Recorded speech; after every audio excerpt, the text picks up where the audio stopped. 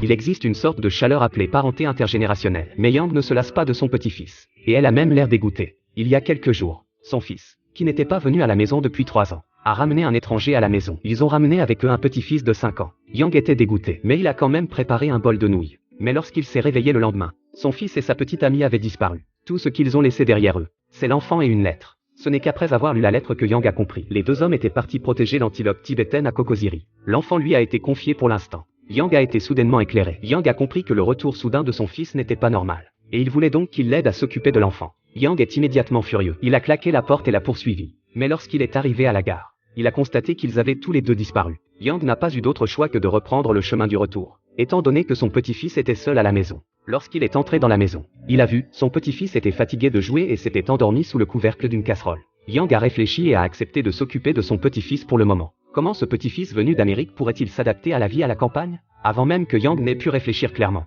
le problème s'est posé. Booth n'avait jamais utilisé de toilettes sèches à la campagne. Il n'aimait pas la puanteur. Yang lui dit de retourner aux toilettes américaines. Sans dire un mot, Booth tourna la tête et entra. Yang avait l'air inquiet. Il n'allait pas chier à l'intérieur de la maison, n'est-ce pas? Il couvre la bouche et le nez de Booth avec une serviette et allume un bâton d'encens pour lui. Cependant, une fois le problème des toilettes résolu, le problème de l'alimentation est revenu sur le tapis. Yang aime manger des nouilles à l'huile. Booth réclamait un hamburger. Yang avait vécu toute sa vie à la campagne et ne savait pas ce qu'était un hamburger. Il s'est donc rendu au kiosque à l'entrée du village et s'est renseigné. Il s'est rendu compte que les hamburgers n'étaient disponibles qu'en ville. Yang a pensé à son petit-fils et s'est retrouvé dans l'embarras. La kiosquière a eu la gentillesse de lui préparer elle-même un hamburger. Booth se demande s'il s'agit d'un hamburger. Un hamburger chinois. Yang a regardé Booth l'engloutir et n'a pu s'empêcher d'éprouver un sentiment de soulagement. N'est-ce pas la galette de pain de viande chinoise? Yang termine son repas et se rend au kiosque. Il avait entendu dire que les étrangers devaient boire du lait tous les jours. Il a donc voulu en acheter pour Booth. Mais personne dans le village n'aime le lait. La dame n'osait pas faire de réserve, de peur de perdre de l'argent. Mais elle a dit à Yang que M. Hong, le directeur de la station culturelle du village, avait une vache. J'ai entendu dire que la vache avait produit beaucoup de lait récemment.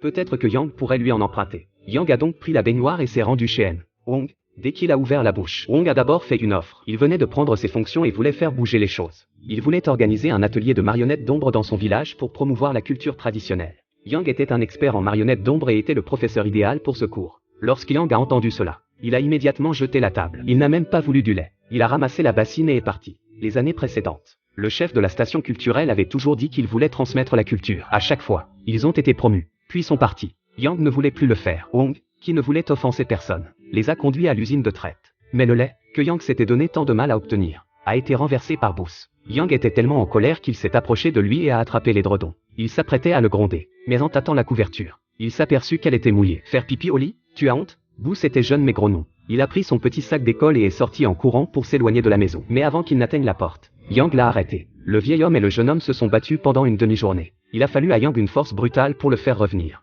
Cependant, il a réussi à faire en sorte que Booth se calme. Mais quelque chose a mal tourné.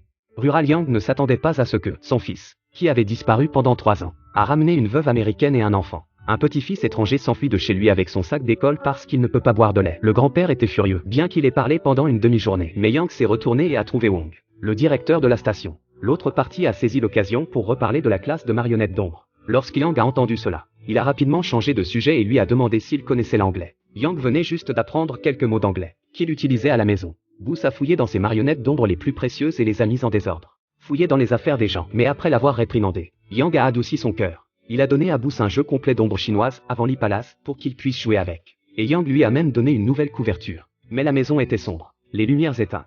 Booth a été effrayé par les bruits de l'extérieur. Il s'est glissé sous la couverture de Yang, une torche à la main. Yang est resté silencieux en observant sa nonchalance. Il trouvait même Booth un peu mignon, mais son seul défaut était ses cheveux jaunes. Le lendemain matin, Yang a emmené Booth chez le coiffeur et a fait teindre ses cheveux jaunes en noir. Les cheveux noirs sont toujours aussi beaux. Pour que Booth se sente mieux, Yang lui a offert un pain d'agneau, au lieu de faire le difficile. Booth l'a mangé à pleines dents. Yang n'a pas pu s'empêcher de dire « Je parie que vous n'avez rien d'aussi bon dans votre pays ». Sur le chemin du retour, Booth a repéré un masque de Spider-Man.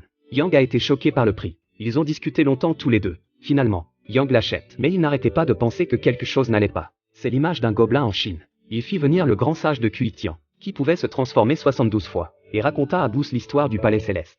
Il a continué jusqu'à ce qu'il fasse nuit avant d'oser se faufiler chez lui dans le dos de Booth. À la porte, il rencontra M. Hong. Yang ne pouvait plus le cacher. Alors il a menti et a dit que son fils avait épousé une femme au Xinjiang et qu'il avait eu ce bébé. M. Hong n'a rien vu d'anormal, mais a mentionné à nouveau le cours de marionnettes d'ombre. Yang a pensé qu'il l'avait dérangé plusieurs fois et a dû se confesser. Il se sentait trop vieux. Wong a promis qu'il ferait en sorte que cela se produise cette fois-ci. Yang n'a pas pu résister et a accepté. Le lendemain, Yang a emmené Boost avec lui au cours. Les villageois lui ont fait bon accueil. Yang devint tout naturellement instructeur. Il s'est occupé de Boost pendant qu'il donnait le cours sur les marionnettes d'ombre. Il voulait vraiment transmettre l'art traditionnel des marionnettes d'ombre. Yang voulait également le transmettre à Boost à l'avenir. Mais Boost préfère Spider-Man à son amour des ombres chinoises. Il a même vu une araignée tomber du toit et l'a attrapée avec sa main. Il a ensuite été envoyé à l'hôpital. Heureusement pour Boost, l'empoisonnement n'était pas trop profond et il s'est rapidement rétabli. Mais cela n'a pas duré longtemps, car Boost, à peine rétabli, a de nouveau eu des ennuis. Le garçon remplaça secrètement les noix dans la main de son grand-père par des œufs et les plaça dans l'embrasure de la porte. Résultat, la porte est cassée. Boost a de gros problèmes et s'enfuit immédiatement. Au cours de la poursuite, Yang a accidentellement écrasé son Spider-Man préféré.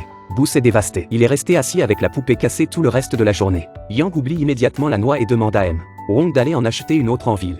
Mais il a ramené tout un tas de jouets. Mais pas de Spider-Man. Boost, encore plus contrarié, a pris la couverture et a voulu dormir à l'écart de Yang. Boost s'est endormi de mauvaise humeur. Yang était très inquiet. Soudain, il eut une bonne idée. Il alluma la lampe et mit ses lunettes de presbyte. Il prit ensuite la poupée et commença à tracer le motif. Puis il utilisa un couteau à découper pour le sculpter un peu. Enfin, il l'a colorié avec soin et l'a assemblé pour en faire un Spider-Man complet. Le lendemain matin, Boost ouvrit les yeux et vit Spider-Man à côté de son lit. Il était si heureux. Yang est soulagé de le voir. Ce soir-là, ils jouèrent tous les deux aux ombres chinoises. Ils s'amusèrent beaucoup en jouant l'un avec l'autre. Ils se rapprochèrent de plus en plus l'un de l'autre. Yang n'avait plus peur que le village se moque de lui. Chaque jour, il emmène son petit-fils dans le village pittoresque, apprenant à Boost à se servir de baguette. Il faisait des promenades en voiture avec lui, l'emmenait dans les champs pour garder les moutons. Avec Boost à ses côtés, la vie de Yang n'est plus aussi monotone. Ce soir-là, Boost demande ce qu'est le Nouvel An chinois. Yang lui répond que c'est le Nouvel An chinois, la plus grande fête du peuple chinois. Quel que soit l'endroit où se trouve la famille, quelle que soit la distance qui les sépare, ils doivent revenir et manger ensemble. Ils se sont donc promis de manger des boulettes ensemble le jour du Nouvel An. Malheureusement, à peine la promesse faite, le jour de la séparation arrive. Le lendemain, c'était la première représentation du cours de marionnettes d'ombre. Yang venait de sortir Boost lorsqu'il a vu revenir son fils et sa belle-fille. Mais c'est alors qu'arrivent les mauvaises nouvelles. Le fils avait rompu avec sa petite amie. Boost avait également acheté un billet de retour. Cela signifie que Boost et lui ne se reverront plus jamais. Yang a été stupéfait par la nouvelle. Il est dévasté et demande à son fils de ne pas encore annoncer la nouvelle à Boost. Boost était heureux de voir le spectacle avant de partir. Puis il a emmené Boost au puits. Il lui dit que le puits était très profond et qu'il pouvait descendre jusqu'en Amérique. Lorsque Boost rentrait à la maison, si son grand-père lui manquait, il criait depuis la maison. Grand-père te promettra devant ce puits. Mais les bons moments ont été de courte durée. Boost va bientôt partir. En allant l'emmener voir le théâtre d'ombre, Yang lui dit d'un air triste: quand tu viendras en Chine, n'oublie pas de venir voir grand-père. Avant que la pièce ne commence, Yang souleva le rideau et regarda Boost en secret. Ses yeux sont devenus rouges. Puis il a sorti ses propres tours et a joué avec beaucoup de vigueur. La scène est remplie d'applaudissements. Boost était fasciné, les yeux remplis d'admiration pour son grand-père. Mais au milieu du spectacle, Boost a été emmené de force par sa mère. Yang n'a pas pu lui dire au revoir pour ne pas interrompre le spectacle. Il a seulement demandé à son fils de donner à Boost le jeu d'ombre de The Greatest Showman. Après cela, Yang est retourné à sa vie tranquille. Parfois, il s'accroupissait près du puits. C'était comme s'il entendait l'appel de Boost dans ses oreilles. Boost lui manquait. Alors que le printemps tourne à l'hiver, Yang s'allonge seul dans son fauteuil à bascule et s'endort. Il ne se souvient plus du nombre de nouvelles en chinois qu'il a passé seul. À ce moment-là, son téléphone sonne soudain. Au bout du fil, une voix familière.